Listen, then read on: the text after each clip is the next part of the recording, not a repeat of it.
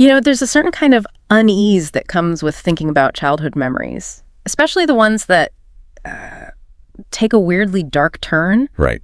That time is meant to be safe, innocent. Yeah, exactly.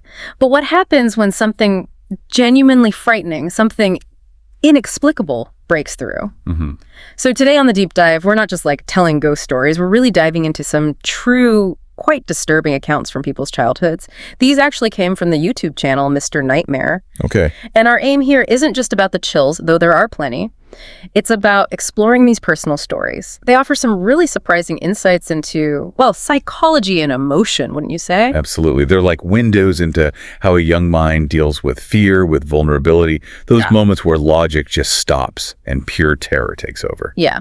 So we've got 3 really distinct stories lined up. One involves an intruder in the night. Another is about an imaginary friend who maybe wasn't so imaginary. And the third deals with a neighbor whose strange behavior escalated, really escalated. So let's start with that first one.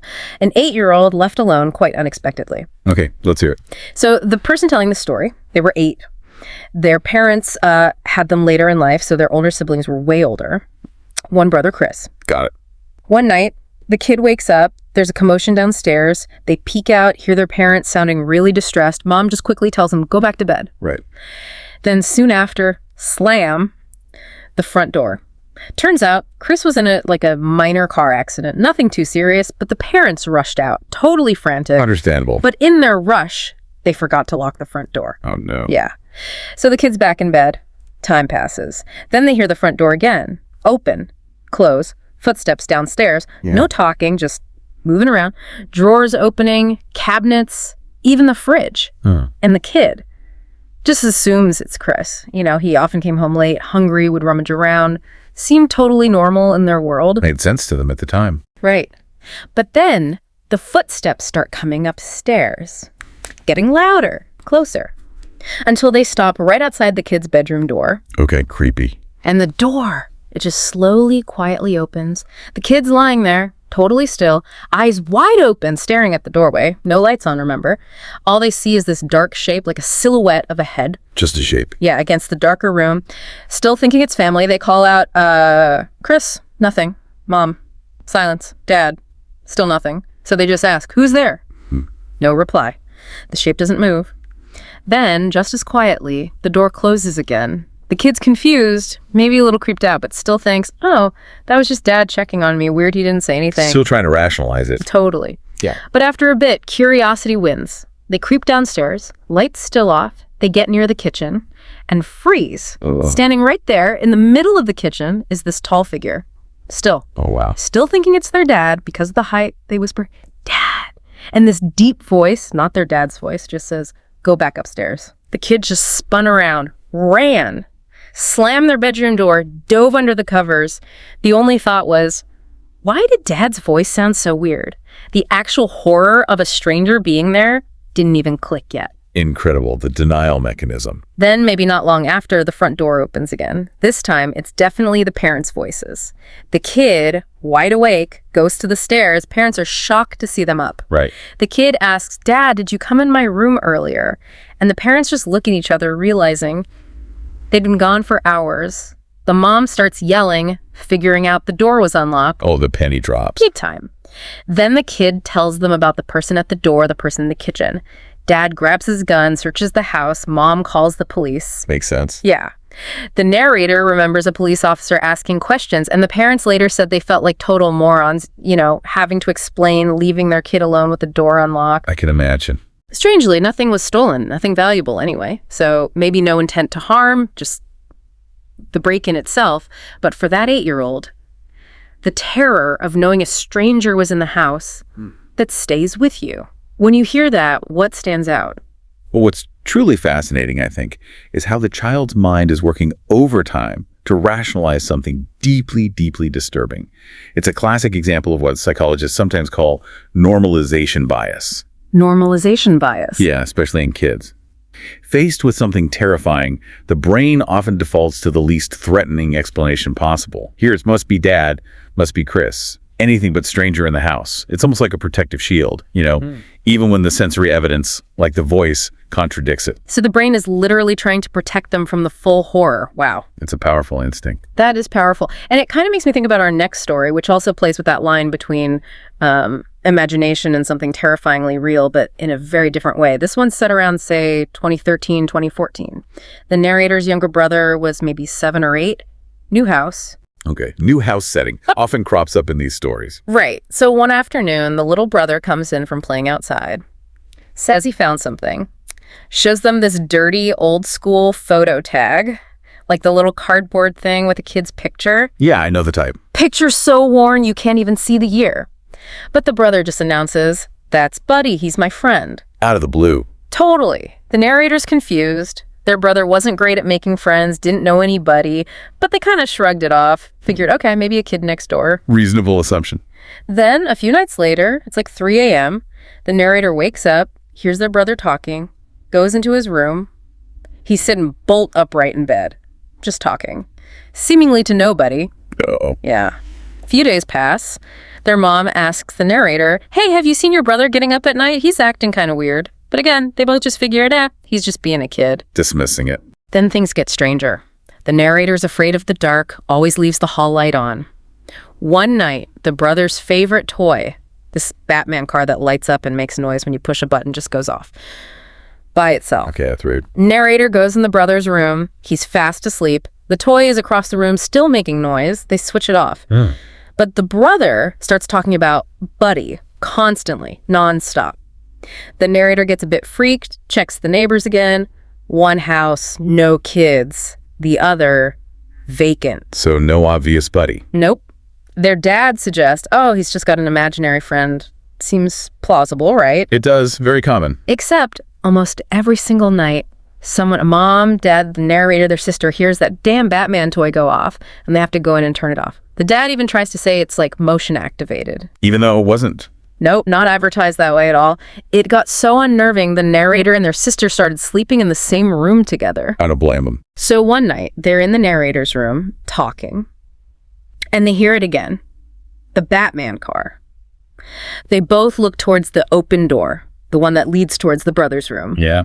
And they see the Batman toy rolling past the doorway, all on its own. Rolling by itself. Rolling by itself. They just screamed, ran straight to their parents' room. The parents, they think it's the brother playing a cruel prank. They start scolding him. Right. Logical reaction again. But what the brother says just freezes them. He goes, "It wasn't me, Bud. He wanted to play." Wow. Okay. That night, the toy goes straight in the bin, batteries out, done. Good call. Until the very next day, the brother has the toy again. How? That's what they asked. He just calmly says, "Buddy got it for me." Oh, come on. That was the final straw. They took the toy, smashed it into tiny pieces, threw it away properly, gone for good. Okay, that should be the end of it. You'd think. About a week goes by. Everyone's starting to relax, thinking Buddy's gone. Then, afternoon, Mom's cooking chicken on a George Foreman grill, countertop, steps into the living room for just a second. Suddenly, CRSH, loud noise from the kitchen. They all run in. The George Foreman grill is halfway across the kitchen floor, like it was thrown. Mom swears it wasn't near the edge at all. Thrown. Yeah, no explanation. And after that, nothing. Nothing else happened. They moved out about a year later. But the narrator still wonders about Buddy. Was he really imaginary? That kind of thing really pushes the boundaries, doesn't it? It absolutely does. And it raises that difficult question, how do we distinguish between a child's maybe very vivid imagination and something else, something unexplained, especially when you get these physical manifestations happening. Right, the toy moving, the grill. Yeah, exactly. I mean, imaginary friends are normal, but Buddy here seems to cross a line. It almost borders on anecdotal accounts of, poltergeist-type activity, which is sometimes linked, folklore-wise anyway, to prepubescent children, whether it's real or just a string of unnerving coincidences causing stress. The psychological impact on the family is undeniable. Yeah, that stress feels very real in the story. Which brings us to our last account. This one feels different again.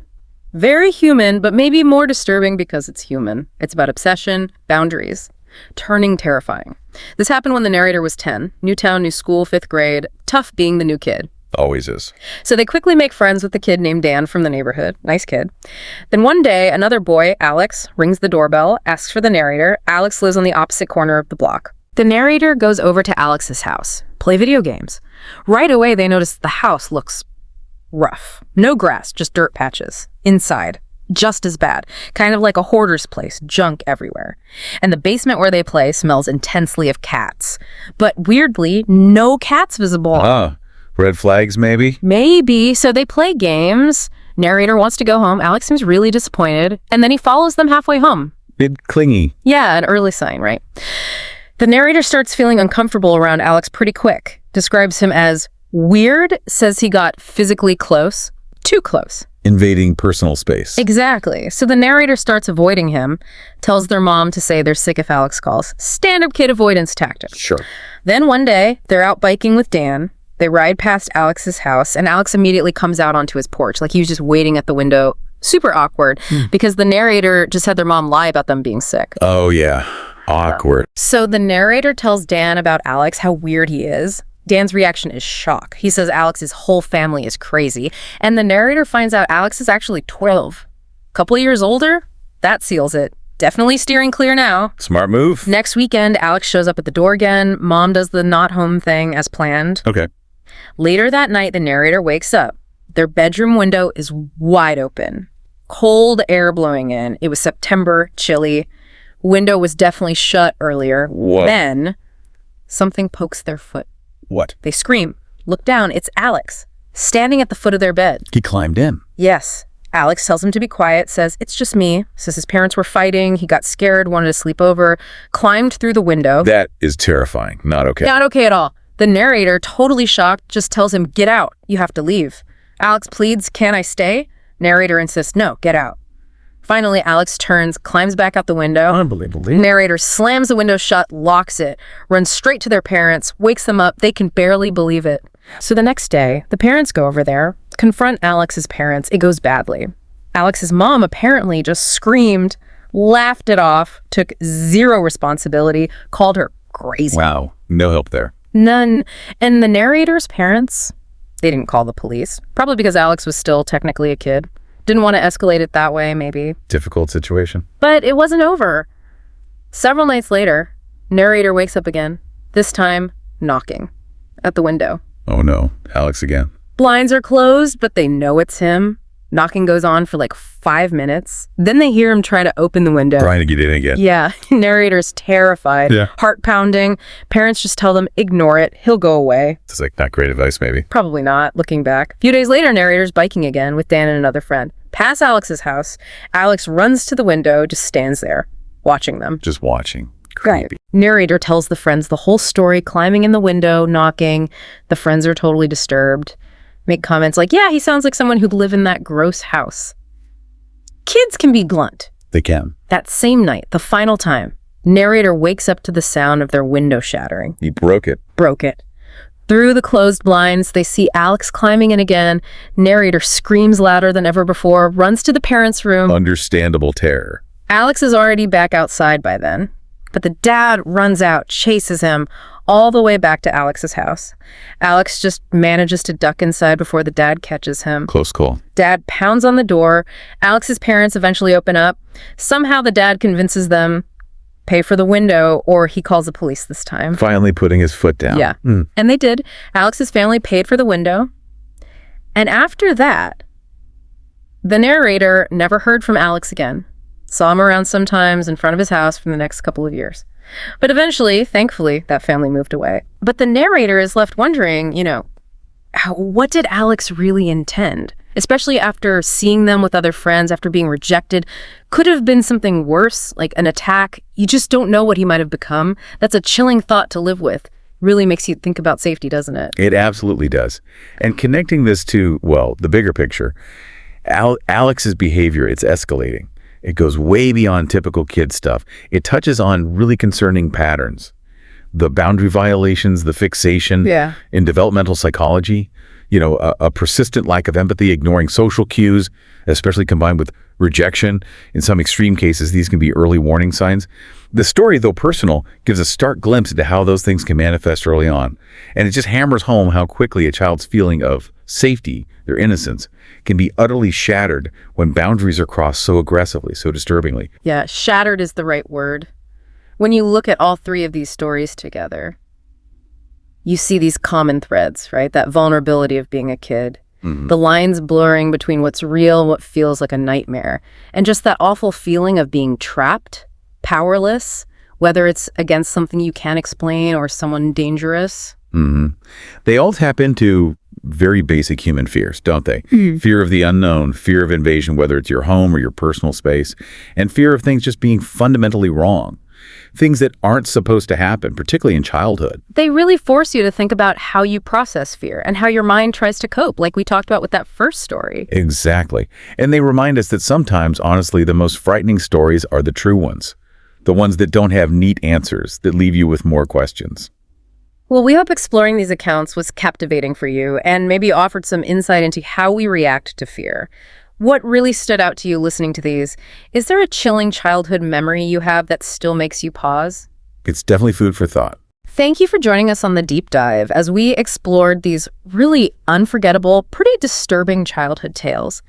If you were captivated by these stories and you want more deep dives into fascinating, sometimes unsettling topics, please do hit that like button. Share it with friends who appreciate these kinds of stories too. And definitely subscribe to the Deep Dive channel so you don't miss what we explore next. Until then, stay safe and maybe double check those locks tonight.